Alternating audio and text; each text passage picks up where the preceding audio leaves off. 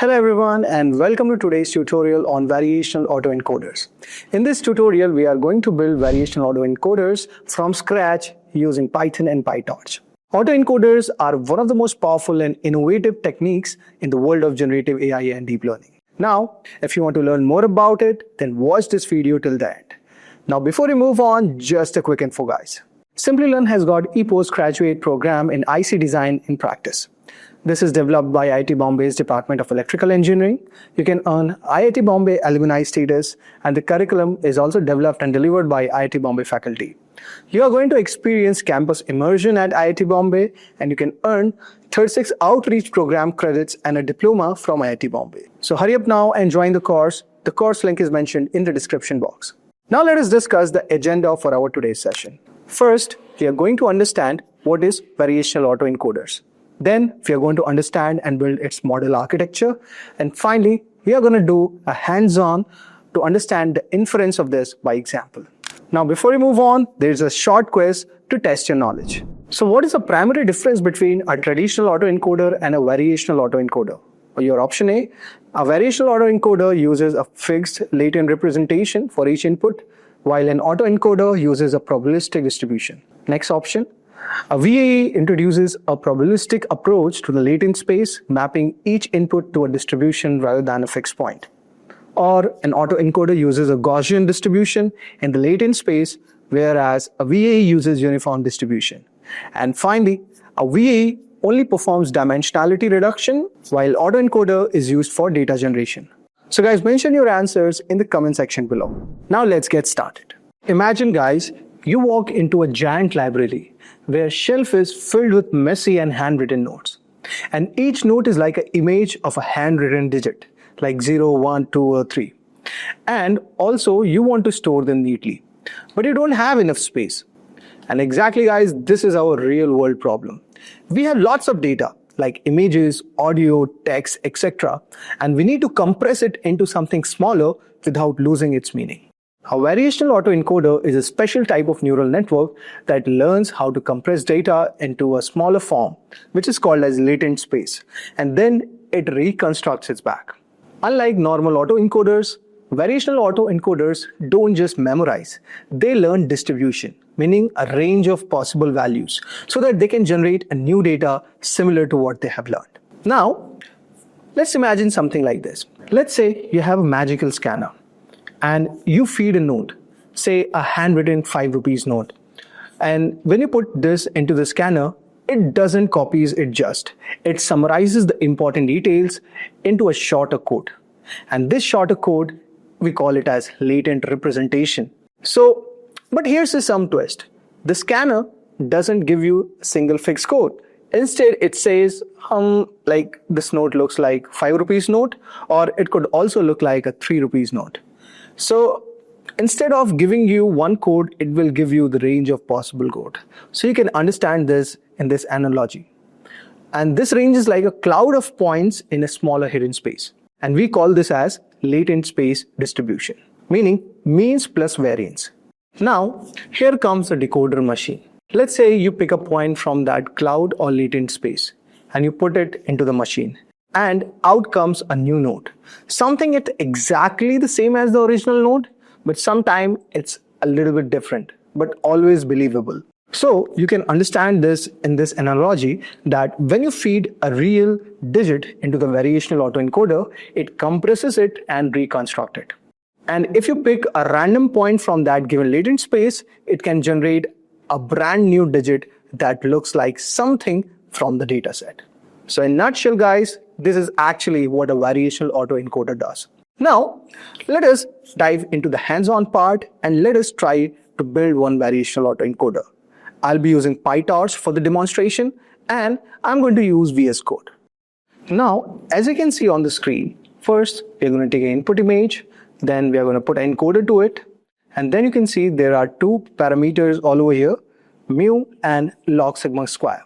Then the next process is reparameterization, next is latent z, then you have to put decoder, and finally you get a reconstructed image. Now let me explain you this a little bit in depth. What is this process all about? So if you look at the input image, okay, what is this? This is, you can consider something like an image in 28 to 28 grayscale picture, like a complete handwritten digit. And you have to also think like how a computer sees it, okay? So computer is going to see it in a grid of numbers, like an array of 0 and 1. 0 means black and 1 means white. Next, you can see there's an encoder present. And its goal is to compress the big image into a compact description. You can think of it like a smart summarizer that keep only the essence of the digit.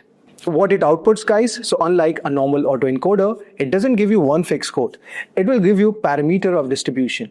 Here the variable mu is the center of the code, meaning it's a mean. And log sigma square is the variance. It is like the spread of the code, means the log of the variance that we are calculating all over here. Now you'd be wondering why two outputs. So a variational autoencoder wants a smooth, continuous latent space where nearby points decode to similar images. Representing a distribution, not a single point, let us model uncertainty and let us sample new plausible codes. Let's say you have an input image of B cross 74. So encoder has these hidden layers which produce features. So we calculate it by mu is to B into latent dimension. You can take the latent dimension as 20. And next parameter is log of sigma square, where we are calculating B cross latent dimension. Now, why we are choosing log of variance instead of a variance? That's a very good question to ask. And the answer is, see, a network can output any real number. So applying an exponential of log of sigma square makes a variance strictly positive. That's why we are following up with the positive values. Now let us dive ahead and try the hands-on part. See all over here, we have successfully installed. So guys, for this tutorial, we'll be using Google Colab for our hands-on part. So generally Colab already have a PyTorch install in it, but let's make sure everything is up and running. So type this command on Google Colab and let's run it. Okay, now you can see the requirements are already satisfied, mean these things are installed. Now next step is importing all the given packages.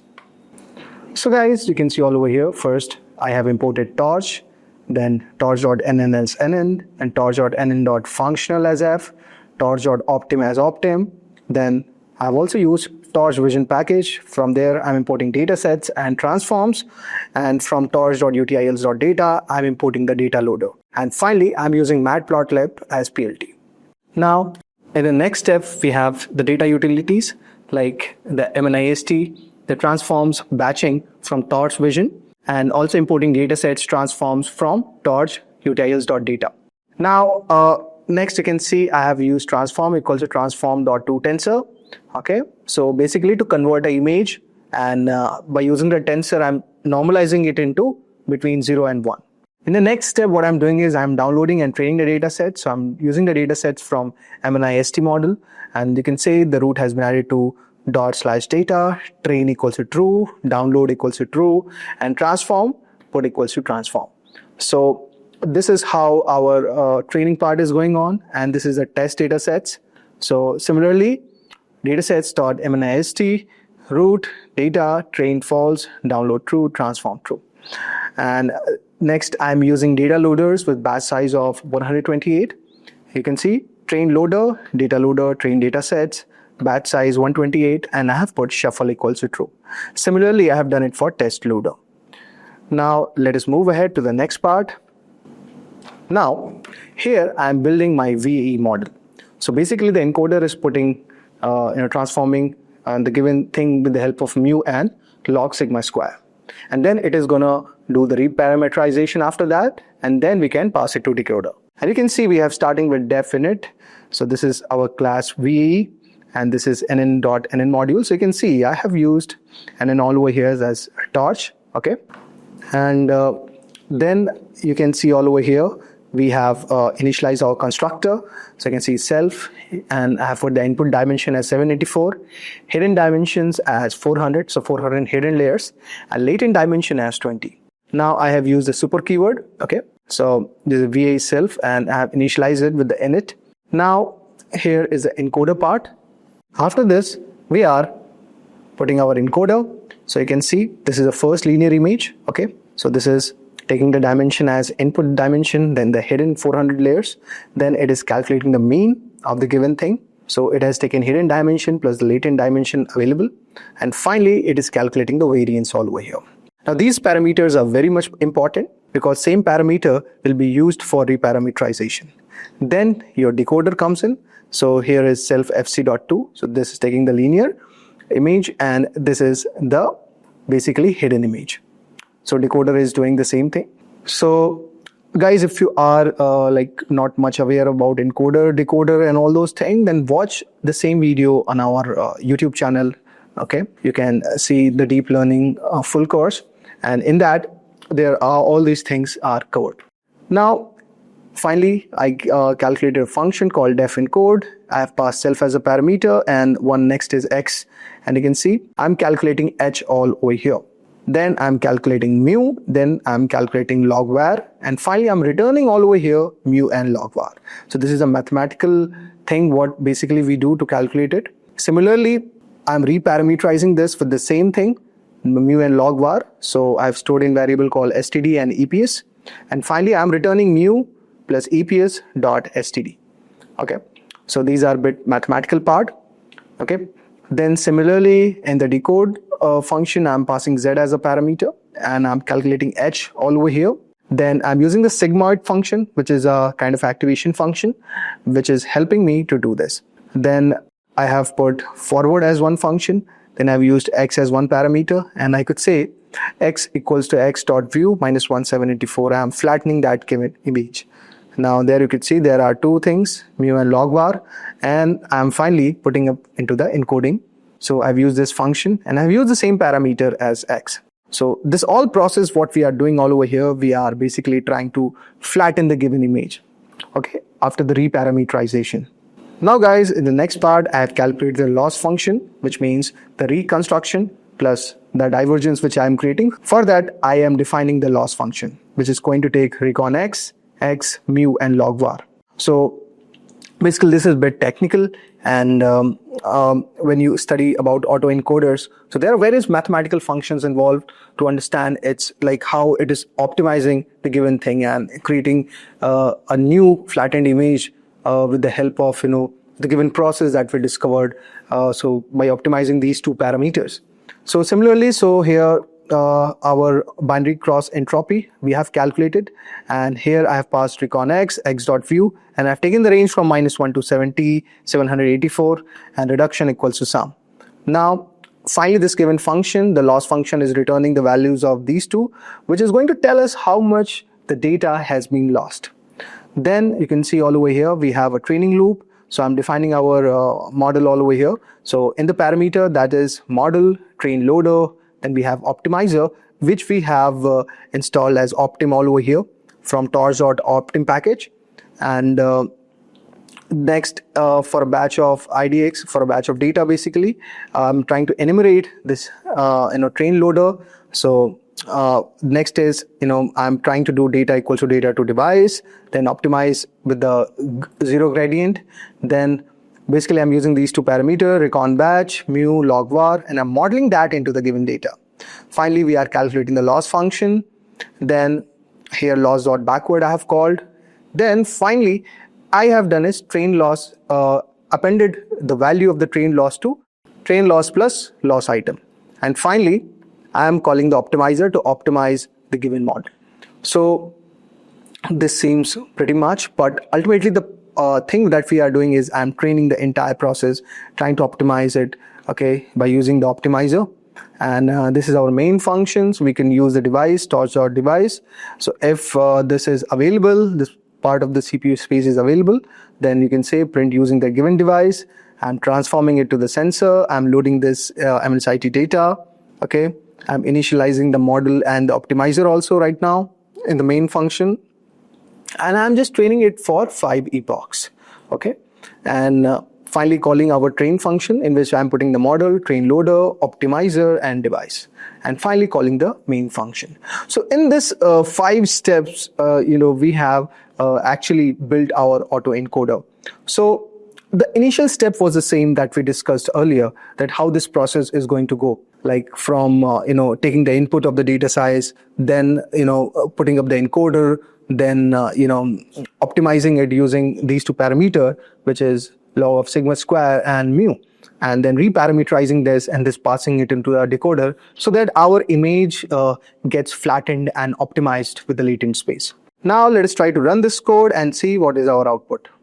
So you can see, guys, it has started calculating. So using this device as CPU as printed, this is on epoch 1. Let's wait for a couple of time. So you can see it has loss function has calculated the average loss from the given data, which is coming around 165.5998. Now let us see in epoch 2 how much it calculates. So you can see in the second iteration, it has calculated 122.188 as a loss function. In the next epoch, it has calculated 114.3751. And finally, you can see at the final epoch, it has calculated this value 109.5371. So basically, we used our loss function all over here, and it is generating how much the average loss is occurring based on these if we are trying to train the given model. Okay. So this was a short idea regarding variational autoencoder. How do we build it? What's the exact process and how encoders and decoders are involved in this? Thank you guys for watching this video. If you like these kind of videos, then do not forget to hit the subscribe button and click the bell icon below so that you don't miss out any update.